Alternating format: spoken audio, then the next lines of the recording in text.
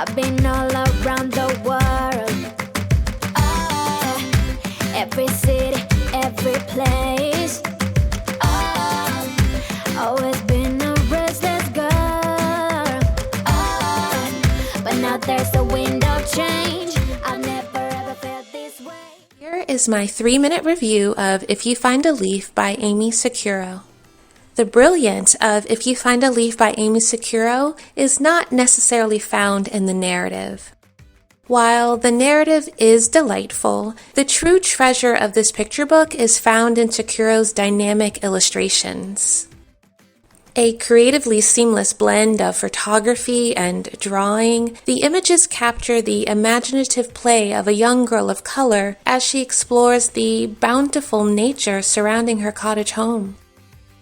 In very thoughtful ways, she uses the leaves that she finds while wandering through the forest as objects of fashion, adventure, rest, art, music making, and community building.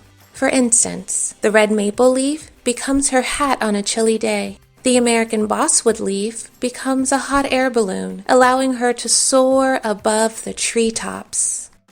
And the Japanese maple leaf becomes the fire pit where she and her friends gather to play in the evening. If You Find a Leaf is a part of a growing catalog of picture books that prioritizes girlhood and girls' desire for adventure.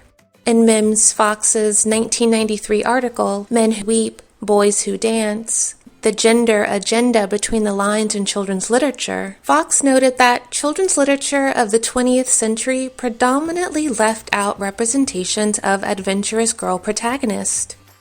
Fox wrote, "Girls can do anything, or so we are told. They can be anything. They can feel anything. Why is it then that in children's literature they are still portrayed more often than not as acted upon rather than active, as nurturers rather than adventurers?" Now, 29 years later, If You Find a Leaf is one of the books a part of this growing collection that is responding to Fox's call to action. Other recent books that respond to this call include A Story About a Fia by James Barrie and Indigo Dreaming by Dinah Johnson. And like these books, If You Find a Leaf explores a girl's relationship with nature, which I can't help but think is also a response to the growing movement of ecofeminism. Ecofeminist scholar Karen J. Warren, in the introduction of her 1997 article, Ecofeminism, Women, Culture, Nature, stated, "There are important connections between how one treats women, people of color, and the underclass on one hand, and how one treats the non-human natural environment on the other."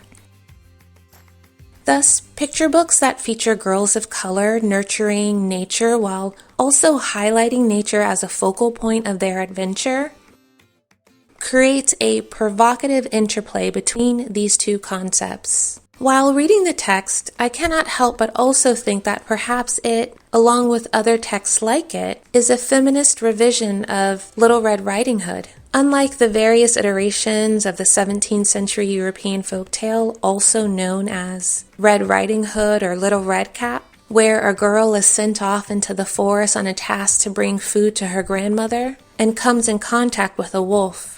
If You Were a Leaf subverts this trope by providing girls with a unique representation of girlhood, where one does not need to be afraid of being alone in the forest, because there is no wolf. Instead, there is beauty, imaginative play, opportunities to explore one's art, solitude, companionship, and possibility.